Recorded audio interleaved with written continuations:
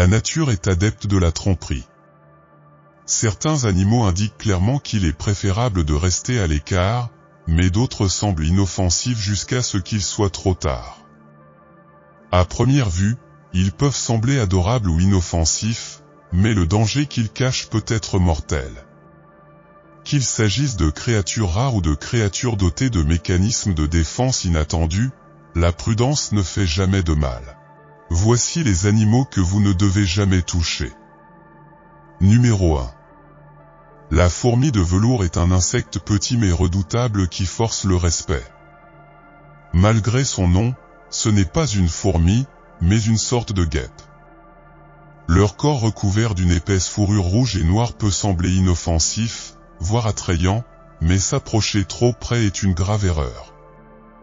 Cette minuscule créature possède l'une des piqûres les plus douloureuses du monde des insectes. C'est un insecte solitaire et féroce, capable de se défendre avec un dard qui injecte un venin assez puissant pour neutraliser des prédateurs beaucoup plus grands. Bien que leur piqûre ne soit pas mortelle pour les humains, la douleur peut durer des heures et laisser leurs victimes se tordre d'agonie, jurant de ne plus jamais s'approcher de l'une d'entre elles. En plus de son venin puissant, la fourmi de velours possède un exosquelette extrêmement résistant, ce qui la rend presque indestructible. Lorsqu'il se sent menacé, il émet un cri strident comme dernier avertissement. Dans le monde des insectes, la taille n'est pas tout, c'est la lutte à l'intérieur qui compte vraiment. Et la fourmi de velours fait comprendre que leur respect n'est pas demandé, il est exigé. Numéro 2. Le monstre de Gila ressemble à quelque chose d'un cauchemar du désert. Ce lézard au mouvement lent, mais avec une morsure venimeuse, laisse une impression indélébile. Il habite les régions arides du sud-ouest des États-Unis et du nord du Mexique, et est l'un des rares lézards venimeux au monde. Sa peau épaisse, avec un motif de perles noires et oranges, est un avertissement clair pour ceux qui savent reconnaître le danger. Cependant, beaucoup ignorent sa menace jusqu'à ce qu'il soit trop tard. Lorsque le monstre de Gila attaque, il ne se lâche pas facilement. Sa morsure est comme une vis de pression, et il mâche avec détermination pour injecter son venin à travers les rainures de ses dents. Bien que son venin ne soit pas conçu pour tuer les humains, il provoque des douleurs brûlantes, des gonflements et des nausées, avec des symptômes qui peuvent durer des heures, voire des jours. De plus, se débarrasser d'un monstre de Gila une fois qu'il a mordu est une tâche difficile, sa mâchoire s'accroche avec une détermination implacable. Malgré sa démarche tranquille et son apparence calme, le sous-estimer est une erreur. C'est un prédateur mortel à sa manière, lent mais féroce. En leur présence, la prudence est non seulement de mise, mais aussi essentielle. Numéro 3. La punaise d'eau géante est un insecte aquatique fascinant qui vit dans les lacs, les étangs et les rivières calmes. Bien que son nom puisse sembler drôle, cet insecte est un prédateur très habile. Il peut atteindre jusqu'à 12 cm de long, ce qui en fait l'un des plus grands insectes aquatiques du monde. Cet insecte est un véritable chasseur sous-marin. Il utilise ses pattes avant fortes pour attraper ses proies, qui comprennent des petits poissons, des têtards et des insectes encore plus petits. Une fois qu'il a capturé sa victime, il lui injecte une salive puissante qui transforme les tissus internes de la proie en liquide, ce qui lui permet de la sucer facilement. Bien qu'il soit un grand chasseur, la punaise d'eau géante a aussi un côté curieux, elle respire de l'air. Il remonte à la surface de l'eau pour aspirer de l'oxygène par un petit tube dans son corps, comme une paille. Une autre chose intéressante à propos de cet insecte est que les mâles s'occupent des jeunes. Après avoir pondu les œufs, la femelle les donne aux mâles, qui les porte attachés à son dos jusqu'à ce qu'ils éclosent. C'est comme porter un sac à dos rempli de bébés. Bien que cela puisse sembler intimidant, la punaise d'eau géante ne dérange généralement pas les humains à moins qu'elle ne se sentent menacées. Dans certains pays, il est même considéré comme un mets délicat et est cuit, frit ou rôti. Numéro 4. La cicindelle, avec sa teinte métallique brillante et ses mouvements fulgurants, est un véritable prédateur dans le monde des insectes. On le trouve dans diverses régions de la planète et a gagné son nom grâce à son style de chasse agressif et à ses mâchoires puissantes. Ce petit mais redoutable coléoptère est incroyablement rapide, atteignant jusqu'à 5,5 miles par heure, environ 9 km/h, une vitesse impressionnante pour sa taille. Cependant, ce qui le rend vraiment dangereux, ce n'est pas seulement sa vitesse, mais aussi sa morsure venimeuse. Lorsqu'il attrape sa proie, il lui injecte un poison qui l'immobilise complètement, lui permettant de la dévorer sans résistance. Pour les humains, leur venin n'est généralement pas mortel, mais une morsure peut causer une douleur intense, un gonflement et une irritation. Ce qui le rend encore plus terrifiant, c'est son agressivité. Non seulement il est un chasseur efficace, mais il est aussi extrêmement territorial. S'il se sent menacé, il n'hésitera pas à attaquer avec une morsure douloureuse et venimeuse. Avec sa vitesse mortelle, ses mâchoires puissantes et sa morsure venimeuse, la cicindèle prouve que, dans le monde naturel, le danger n'est pas toujours de grande taille. Numéro 5.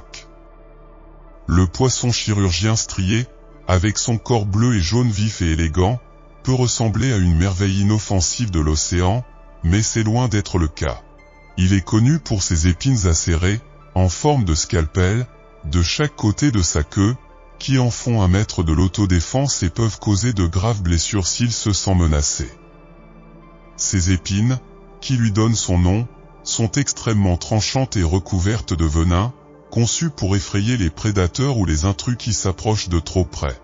Bien qu'il ne soit généralement pas agressif envers les humains, le poisson chirurgien strié peut devenir très défensif s'il se sent acculé ou provoqué. Un seul coup de sa queue peut couper la peau et entraîner des lacérations profondes et douloureuses qui, si elles ne sont pas traitées rapidement, peuvent s'infecter. De plus, le venin dans leurs épines intensifie la douleur et l'enflure, générant une sensation de brûlure qui persiste longtemps après la blessure.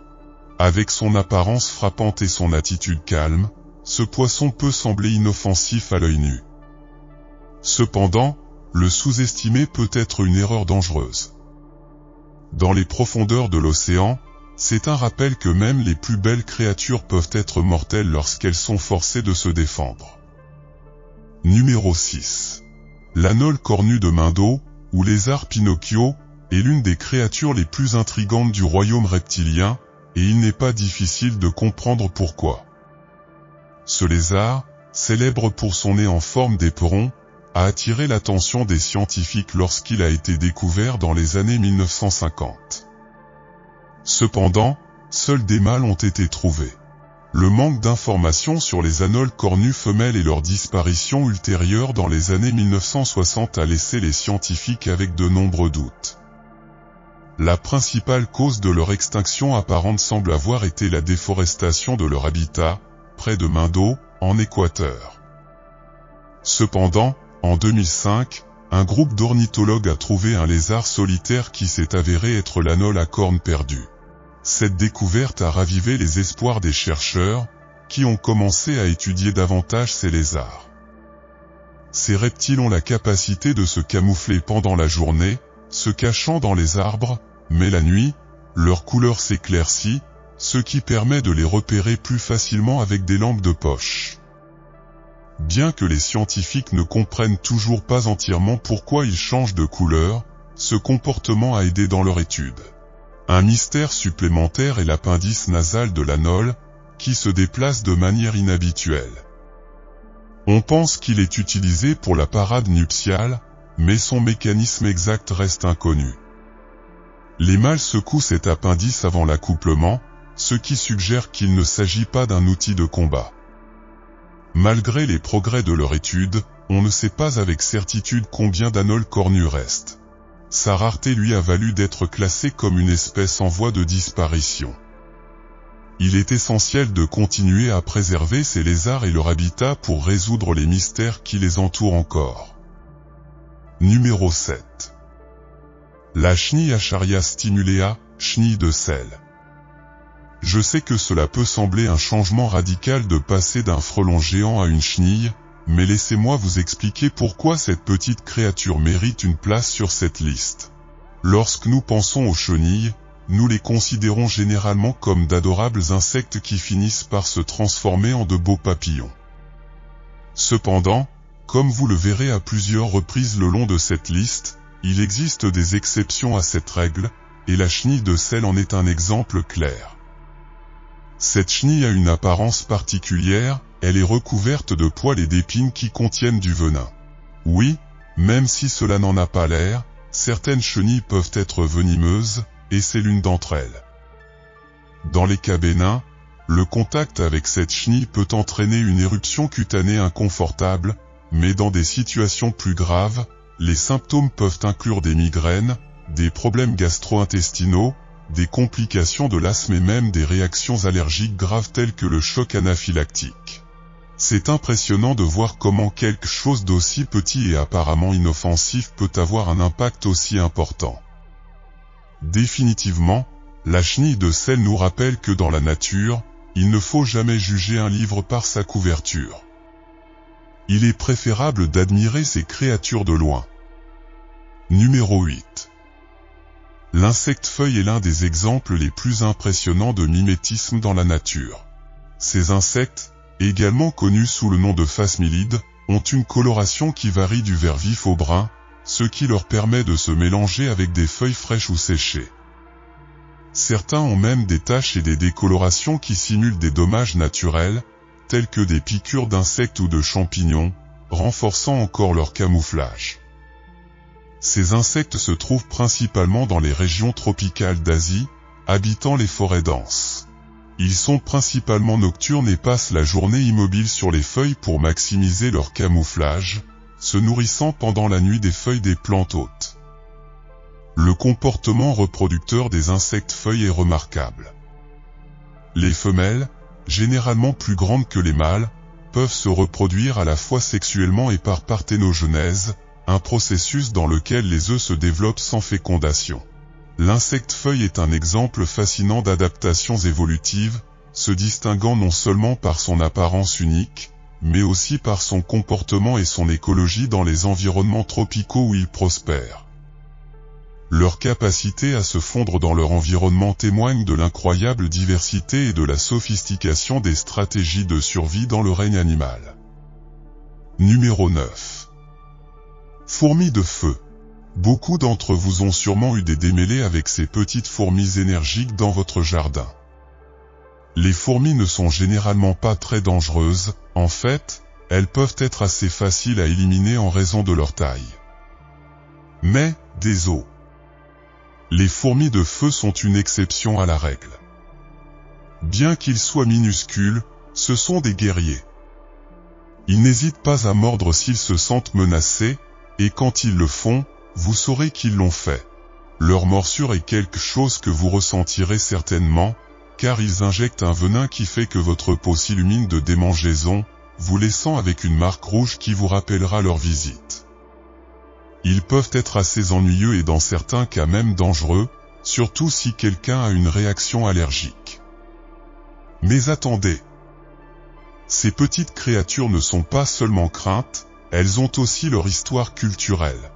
Dans certaines tribus africaines, les jeunes adultes doivent enfiler des gants remplis de fourmis de feu et endurer les piqûres dans le cadre d'un rite de passage. Certainement un moyen de tester la bravoure, bien qu'un peu effrayant. Numéro 10.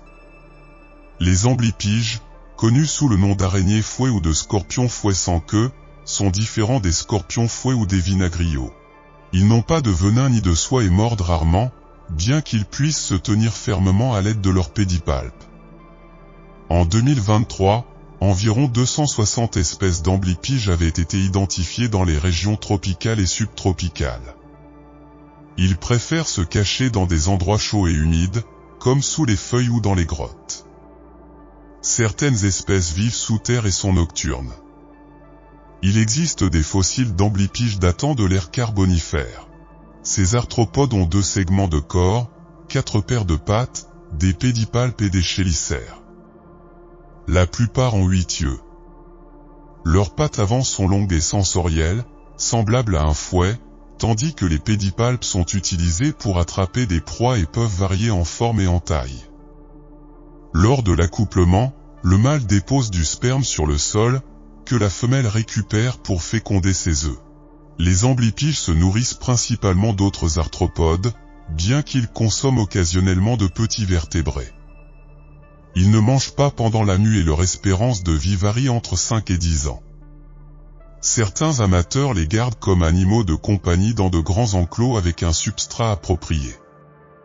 En captivité, ils se nourrissent de petits insectes, comme les grillons ou les cafards. Numéro 11. Le frelon géant asiatique. Commençons par cette première histoire en parlant du fascinant et parfois redouté frelon géant asiatique. Beaucoup de gens le considèrent comme l'un des insectes les plus surprenants et, en même temps, les plus intimidants au monde en raison de ses caractéristiques et de son comportement de groupe. Ce frelon a fait la une des journaux pendant la pandémie, et vous l'avez peut-être entendu appeler le « frelon meurtrier ». Il est important de préciser qu'on ne le trouve pas partout. Pendant longtemps, son habitat s'est limité à l'Asie de l'Est, mais en 2016, il a atteint l'Europe, où certains pays ont dû travailler sur sa gestion pour protéger l'équilibre de l'écosystème. Maintenant, une question intéressante se pose, est-ce vraiment dangereux pour les humains? Bien qu'il existe des cas isolés de personnes touchées par ces frelons, cela se produit généralement dans des situations exceptionnelles, telles que des rencontres rapprochées avec des nids. Par exemple, une personne à mobilité réduite a eu un incident malheureux lorsqu'elle a accidentellement croisé le chemin de l'une d'entre elles. Cependant, il est important de rester calme, ces insectes n'attaquent généralement que s'ils se sentent menacés.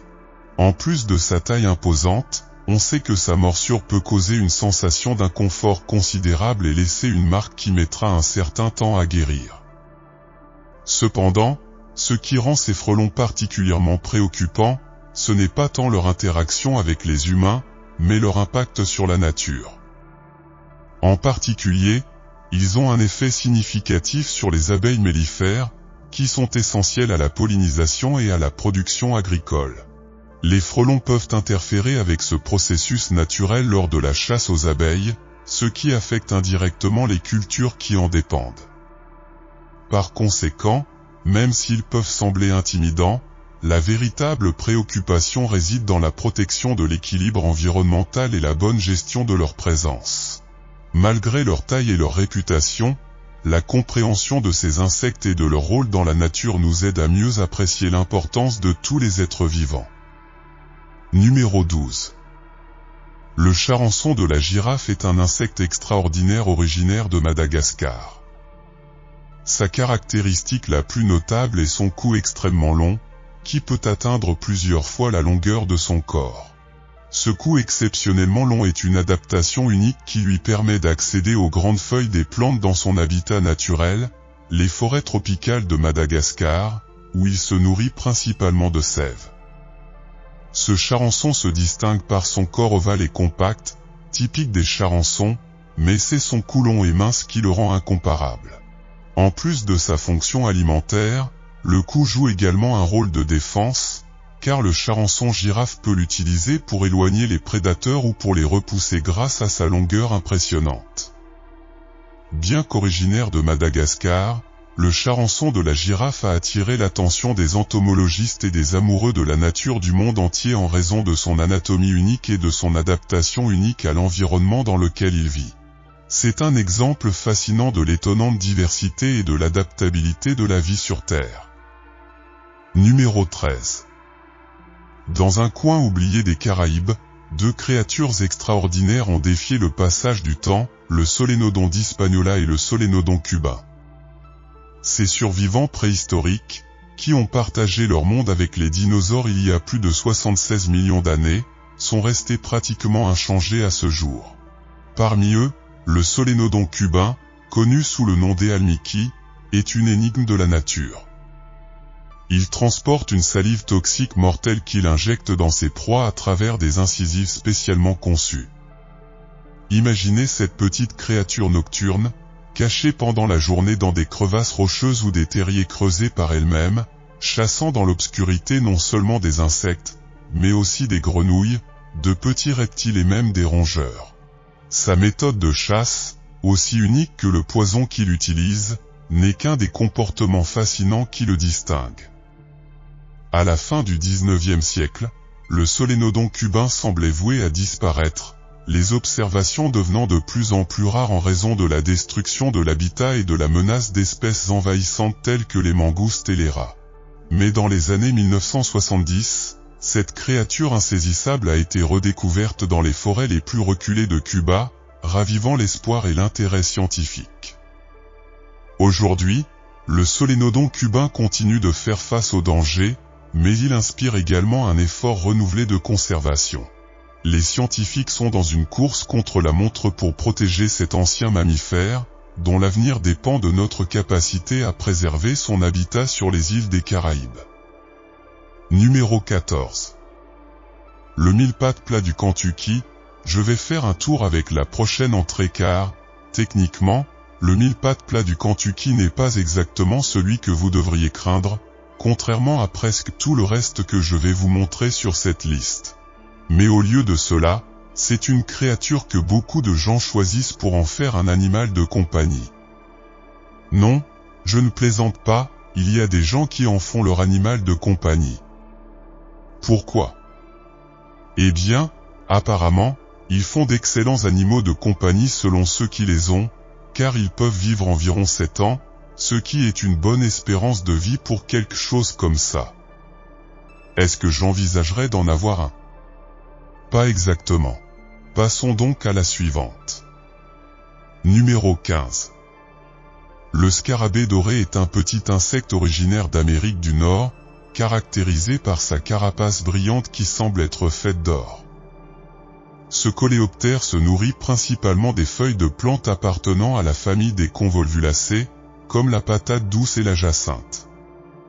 Bien que sa taille soit minuscule, il peut causer des dommages importants aux cultures et se trouve en grande quantité. L'une des caractéristiques les plus frappantes de ce coléoptère est sa capacité à changer de couleur lorsqu'il se sent menacé. Il présente normalement une coquille dorée brillante, mais peut modifier sa teinte en une couleur plus terne comme mécanisme de défense contre les prédateurs. Cette adaptation lui permet de confondre ses attaquants et de s'échapper plus facilement. Le cycle de vie de la scarabée dorée comprend plusieurs étapes, de l'œuf à l'adulte.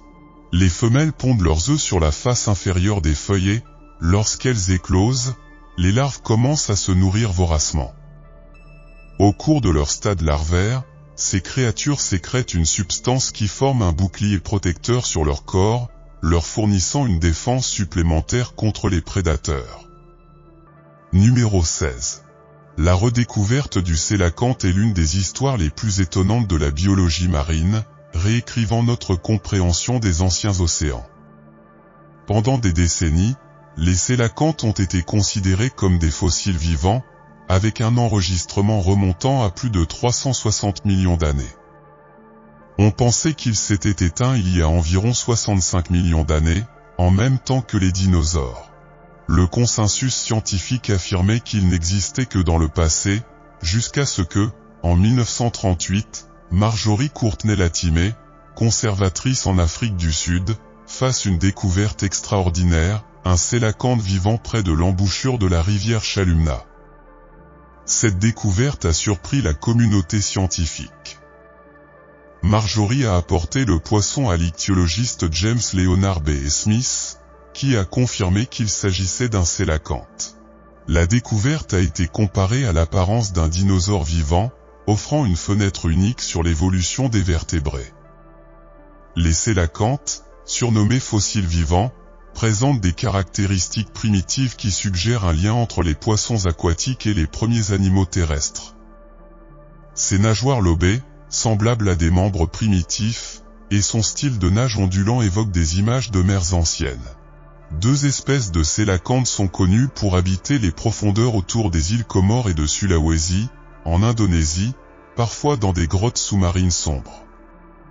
Ces poissons énigmatiques peuvent atteindre jusqu'à 2 mètres de long, peser jusqu'à 90 kg et vivre jusqu'à 60 ans. Leur anatomie est étonnante, une articulation crânienne qui leur permet d'élargir leur bouche pour capturer de grosses proies, une notocorde remplie d'huile qui agit comme une colonne vertébrale, des écailles uniques de poissons disparus et un organe rostral électrosensoriel pour détecter les proies. Malgré leur redécouverte, les sélacantes restent une énigme, offrant un lien fascinant entre le passé lointain et le présent, soulignant les merveilles du monde naturel. Numéro 17. Le bouvier ou chien de brousse est un petit carnivore de la famille des canidés qui habite les forêts et les savanes d'Amérique centrale et d'Amérique du Sud. Il est très social et forme généralement des groupes de jusqu'à 12 individus. Bien qu'il soit le seul membre de son genre, son plus proche parent est le loup à crinière.